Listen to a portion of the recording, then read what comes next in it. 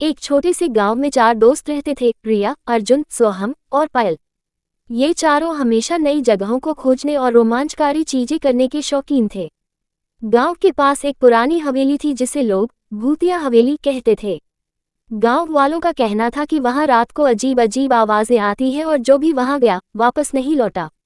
एक दिन चारों दोस्तों ने फैसला किया कि वे इस भूतिया हवेली का राज पता करेंगे।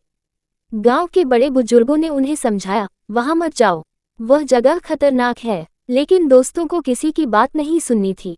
अर्जुन ने कहा, अगर डर गए तो जीत कैसे पाएंगे। सबने हिम्मत जुटाई और रात के समय हवेली जाने का निश्चय किया। रात गहरी हो चुकी थी। चारों टॉर्च लेकर हवेली पहुंचे।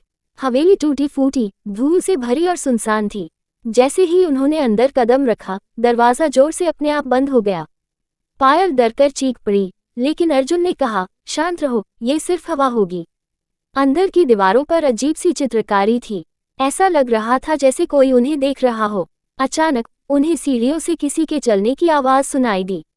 जब वे सीढ़ियों पर पहुंचे तो एक परछाई तेजी से उनके पास से गुजरी। रिया ने डरते हुए कहा, ये सच में भूत है।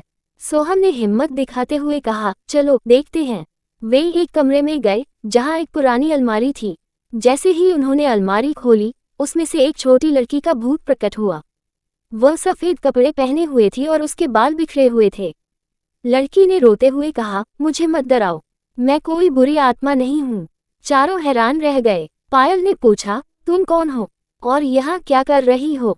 लड़की ने बताया कि उसका नाम आरोही है। सालों पहले वह इस हवेली में अपने परिवार के साथ रहती थी। एक दिन गांव के लालची जमींदार ने हवेली पर कब्जा कर लिया और आरोही के परिवार को बाहर निकाल दिया। दुख और गुस्से में आरोही की आत्मा इस हवेली में फंस गई।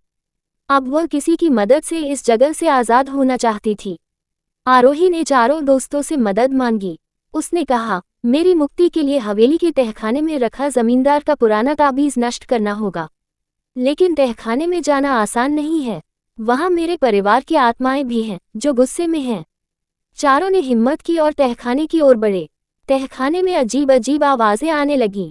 उन्होंने देखा कि कई परछाइयां उनका पीछा कर रही थीं। अर्जुन ने कहा, भागने का कोई फायदा नहीं, हमें इसे खत्म करना होगा।